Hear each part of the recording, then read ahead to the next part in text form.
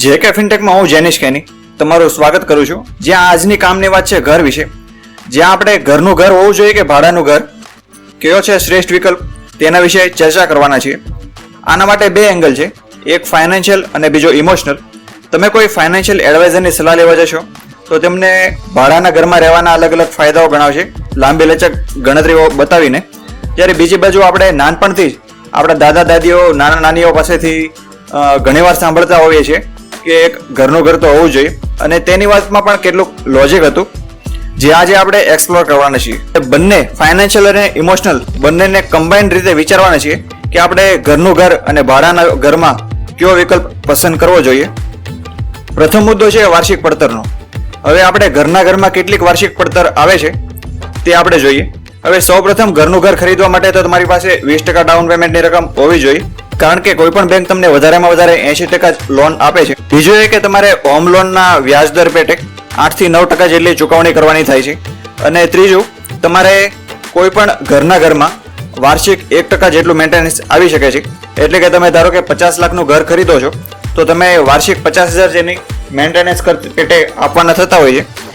આ તમારે કોઈ એક વર્ષ માટે ચૂકવવાના થતા નથી, પરંતુ લાંબા ગાળે ધારો કે તમે કોઈ કલર કામ કરાવો છો 4-5 વર્ષે, તો તેમાં તમારે 1-8 લાખ રૂપિયાનો ખર્ચો આવી જાય છે। તમે જે ફર્નિચર કરેલું છે ઘરમાં તેની ડેપ્રેશન લાગે છે અને તેનો ભાવ ઘટતો જાય છે। આ રીતે તમારે ઓવરઓલ ઘરના ઘરમાં 9 થી 10% જેટલી પડતર પડે છે। બીજી બાજુ ભાડાના ઘરનું જોઈએ તો તેમાં તમારે 2 થી 3% જેટલું ભાડા સિવાય બીજી કોઈ કોસ્ટ લાગતી નથી।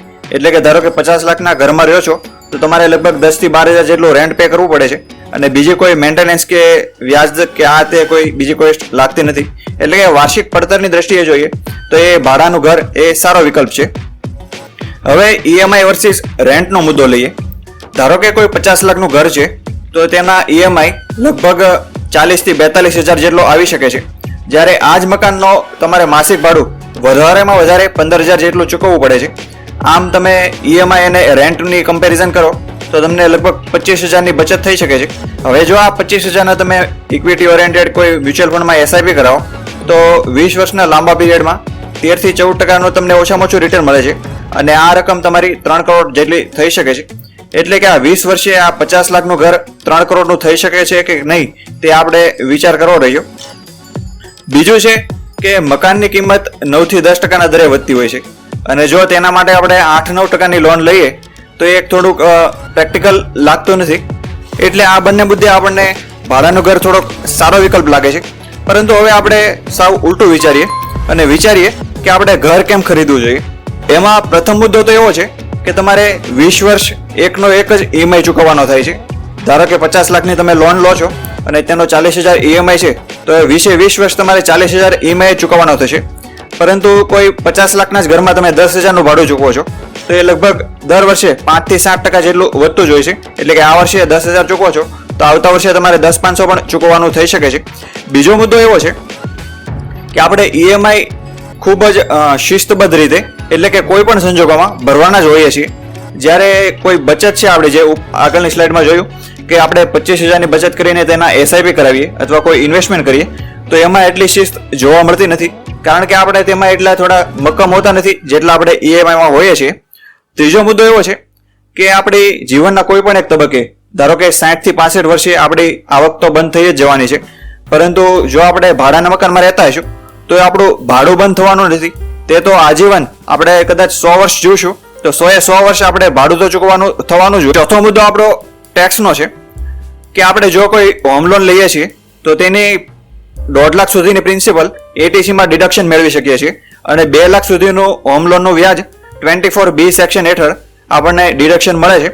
અને જો આપણે 30%ના સ્લેબમાં હોઈએ અને વિચારીએ તો આ 3.5 લાખનો લગભગ 1.10 લાખ જેટલો ટેક્સ આપણો બચી શકે છે। પાંચમો મુદ્દો એવો છે જે લાગણી સાથે સંકળાયેલો છે। આપણા પરિવારમાં બધાને એવું અંદરથી એવું ફીલ તો થતું જ હોય છે કે આપણે પણ એક ઘરનું ઘર હોય, અને એક સામાજિક મોભો પણ એક મુદ્દો છે કે જે આપણે ઘરનું ઘર ખરીદવા માટે પ્રેરે છે। હવે આપણે કન્ક્લુઝનની વાત કરીએ કે જો તમે લોન વગર ઘર ખરીદવાના છો તો તમારે ઘર ખરીદવું જ જોઈએ।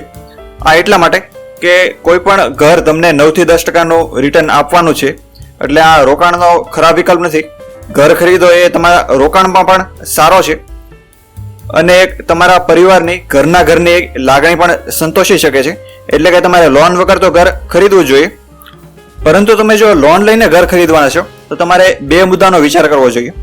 એક તો તમારા ઘરની કિંમતના ઓછામાં ઓછા 40% રૂપિયા તમારી પાસે કેશ હોવા જોઈએ, એટલે કે કેશ ફ્લો એટલો તમારી પાસે હોવો જોઈએ કે 40% કિંમત તમે રોકડમાં ચૂકવી શકો.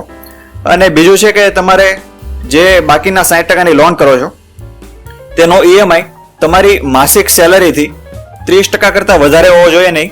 એટલે કે તમારી 50,000ની સેલરી છે તો ક્યારેય તમારો EMI 15,000થી વધવો જોઈએ નહીં. જો આ બે રિક્વાયરમેન્ટ પણ ફૂલફિલ થતી ન હોય તો તમારે કોઈ ચિંતા કરવાની જરૂર નથી. તમે જે ઇન્કમ જનરેટ કરો છો તેનું સારામાં સારું ફાઇનાન્શિયલ પ્લાનિંગ કરો. એના માટે આપણે અલગ અલગ વિડીયો પણ બનાવીએ છીએ. અને એક સફિશિયન્ટ મૂડી એક્ટિવ થઈ જાય પછી સંપૂર્ણ માનસિક શાંતિ સાથે ઘર ખરીદો કે જેથી તમારે મન ઉપર કોઈ લોનનો માનસિક ભાર ન રહે અને તમે ઘરનો આનંદ માણી શકો. તો જો તમને આજની વાત ગમી હોય તો વિડીયોને લાઈક કરો, તમારા સ્વજનો વચ્ચે શેર કરો કે જેથી બધા જ ફાઇનાન્શિયલી જાગૃત બની શકે, જે આપણી ચેનલનો મુખ્ય ઉદ્દેશ પણ રહ્યો છે. ચેનલ પર નવા છો તો ચેનલને સબસ્ક્રાઇબ કરી બેલ આઇકન દબાવો કે જેથી નવા વિડીયોની નોટિફિકેશન તમારા સુધી સૌથી પહેલા પહોંચે. Have a good day, have a prosperous day. Thanks for watching. જય હિન્દ, જય ભારત, જય શ્રી કૃષ્ણ.